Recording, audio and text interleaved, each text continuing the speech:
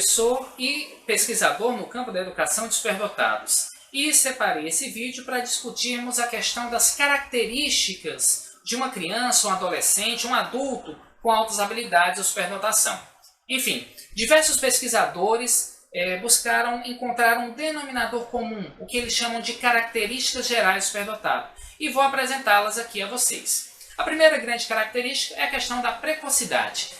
O superdotado normalmente manifesta uma capacidade, uma habilidade antes do tempo esperado, antes da idade cronológica prevista, como aquela criança que começou a ler mais rápido, mais cedo, como aquela criança que domina alguma habilidade motora também antes do tempo, habilidade textual precoce, habilidade musical, enfim.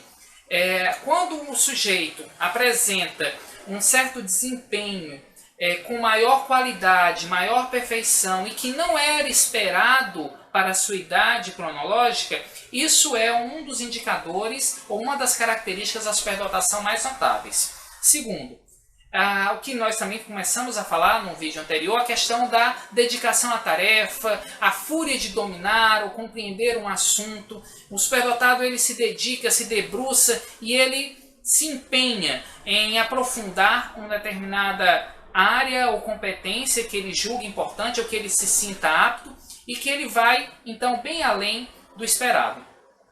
Isso acaba também criando uma espécie de necessidade dele se desvencilhar sozinho, porque o superdotado gosta de andar com as próprias pernas, ele tem independência, autonomia e muitas vezes isso representa uma preferência em trabalhar e estudar sozinho. Então quando você vê uma criança, um adolescente que lá na sua escola está se dedicando e muitas vezes sozinho na compreensão de um determinado tema, que muitas vezes difere dos seus pares, que ele está avançado dentro da sua idade cronológica, isso pode ser um indicador de altas habilidades, né? Outro aspecto que nós também já citamos, que é o elevado nível de desenvolvimento em alguma área do conhecimento ou habilidade humana. Então o superdotado sempre se destaca em alguma competência. Não precisa ser em várias ou múltiplas competências. Ou seja, ele não precisa ser um superdotado global, aquele superdotado múltiplo, mas pelo menos uma grande competência ou domínio ele faz com excelência.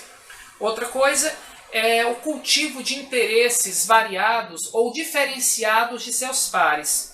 Então aquela criança de 10 anos que está preocupada normalmente com temas adultos, tais como política, violência, corrupção, fome, degradação ambiental, essa criança ela está destoando da média, ela está com um interesse muito além do que seria esperado, ou bem divergente do que seria esperado. E muitas vezes, por causa disso, essa criança tende a associar com pessoas mais velhas, em busca de mais fomento, mais informação, um feedback para seus anseios, suas angústias, suas dúvidas, mas também pode se aproximar de pessoas mais novas, porque com as pessoas mais novas, ela não vai sofrer o crivo da crítica que ela sofre com os seus pares. Por exemplo, uma criança de 10 anos que ao mesmo tempo discute política, mas que está brincando com uma criança de 5 anos que não lhe critica, que não lhe ataca com relação aos seus interesses, ritmos, estilos de aprendizagem, enfim.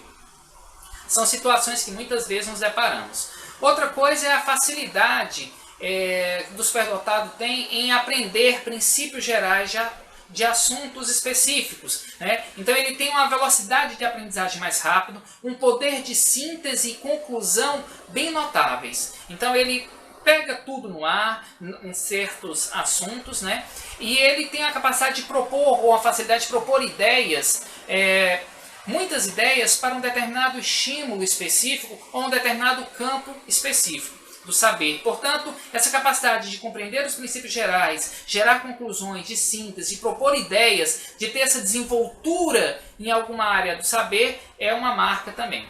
Outra característica que se associa dentro do aspecto cognitivo é o elevado grau de observação ou de percepção. Então o superdotado ele tem um grau de acuidade, ou diria até hiperacuidade, para perceber nuances, podem ser nuances textuais, de um fenômeno físico que ele observa, de um fenômeno biológico, de uma música, de uma produção artística, enfim. Ele tem esse olho clínico dentro da sua competência bem mais refinado. Outra característica é que ele tem uma preferência por jogos que lhe desafiam, jogos de estratégia. Ele não se acomoda com jogos repetitivos, que enfadam. Ele prefere estar sempre sendo desafiado e um jogo que sempre traga surpresas. Por isso, os jogos de estratégia, tabuleiro, são muitas vezes os mais prediletos. Outro aspecto interessante é a questão do humor, né? Essa questão comportamental. O superdotado tem um humor bem desenvolvido, bem refinado. Ele normalmente tem piadas, às vezes que só ele entende, né? Ou que seus pares, no mesmo nível cognitivo, entendam. Então isso faz também um ponto às vezes até de divergência do grupo, que normalmente não compreende ou não tem o mesmo senso de humor que ele. Isso acaba ratificando a questão do elevado nível de pensamento, muitas vezes de curiosidade, que o superdotado apresenta. E outro aspecto também bem interessante é o elevado nível de memória. Todo superdotado tem uma boa memória, né? A memória seja de curto prazo, seja de longo prazo. E dentre essas memórias eu destaco especialmente a variável semântica, ou seja, a memória textual, muitas vezes ela se destaca. Poucos ou raros os casos é que a gente fala de uma memória do tipo eidética ou fotográfica, mas em via de regra, o superdotado ele tem uma boa memória textual, boa memória semântica. Outra característica interessante é o gosto pela leitura. O superdotado ele lê bem mais, ele lê com mais frequência, tem uma leitura mais refinada, com maior profundidade, busca livros com complexidade maior. Então aquela criança do segundo ano que está lendo um livro do oitavo ano, né? Ou então que ele está no ensino médio e está buscando um livro da faculdade, ou então um nível com um grau de complexidade bem além do esperado. Então ele tem realmente a leitura como principal fonte de acesso à informação. Agora, dentre aspectos de ordem de autoimagem, é muito comum os superdotados eles serem exigentes consigo mesmos, né? Tem um grau de autocrítica bastante elevado, principalmente porque ele sabe reconhecer o padrão de excelência do que não é excelência. Portanto, ele se compara o tempo todo e acaba tendo a tendência para o perfeccionismo, o que em alguns casos pode ser prejudicial ao aspecto socioemocional, ao equilíbrio afetivo dele. Então, é um dos aspectos que os professores têm que pontuar. Até que ponto a autocrítica é positiva, construtiva, né, o perfeccionismo, até que ponto isso também é prejudicial. Nós já também citamos no outro vídeo, mas eu ratifico aqui, o elevado nível de pensamento divergente e criatividade, nessa forma oblíqua de ver o mundo, essa forma curva, inusitada, não óbvia, de interpretar e reinterpretar os fenômenos, conceitos, enfim, de criar alternativas diferentes para solucionar o mesmo problema, né? E nessa forma de pensamento divergente e criatividade, a gente acaba percebendo um maior poder ou capacidade de conexão de ideias aparentemente diversas. Então o superdotado muitas vezes consegue costurar, né, alinhavar conceitos que são aparentemente díspares, mas que ele consegue perceber uma lógica entre eles e criar uma teia de argumentação bastante convincente, bastante lógica e inteligente.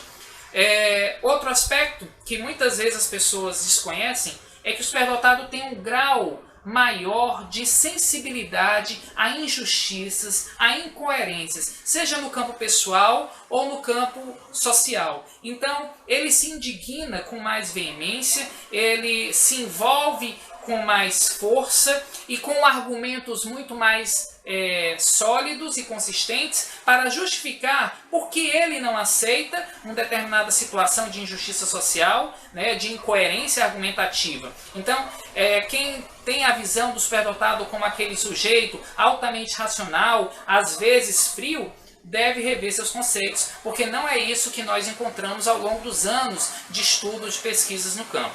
Tá? O superdotado, dessa forma, ele também tem como característica a não aceitação de afirmações, respostas ou avaliações superficiais. Ele critica, ele contesta, ele vai além, ele não se conforma, né, com o que for superficial ou que não tenha consistência. E para isso, muitas vezes, no seu poder de argumentação, ele usa o seu vocabulário que normalmente, eu vou dizer até quase sempre, é avançado para a sua idade. Nós não podemos esquecer que o vocabulário é muito importante para a questão do pensamento, porque a pobreza de vocabulário implica na pobreza de pensamento. E quanto mais diversificado esse vocabulário é, mais sofisticado é o grau de argumentação. Agora, é claro, devemos ficar atentos dentro das características. Uma que chama muita atenção é que é o assincronismo de capacidades ou de competências. Muitas vezes, o superdotado ele tem um desenvolvimento cognitivo bem avançado, mas isso não representa um desenvolvimento emocional compatível ou no mesmo nível. Portanto, ele pode estar bem maduro cognitivamente, compreendendo ideias, conceitos, argumentação, mas isso não quer dizer que emocionalmente ele também esteja, ou que moralmente também esteja. Então, o assincronismo é uma característica, e às vezes assincronismo dentro da própria cognição, aspecto cognitivo. Por exemplo, a criança que sabe resolver um cálculo matemático com bastante complexidade e ele chegou ao resultado do cálculo, mas você pergunta para ele como é que ele conseguiu chegar, ele não consegue explicar. Ou seja, ele tem bem desenvolvido o seu pensamento lógico-matemático, mas a sua inteligência linguístico-verbal não é suficiente ou razoavelmente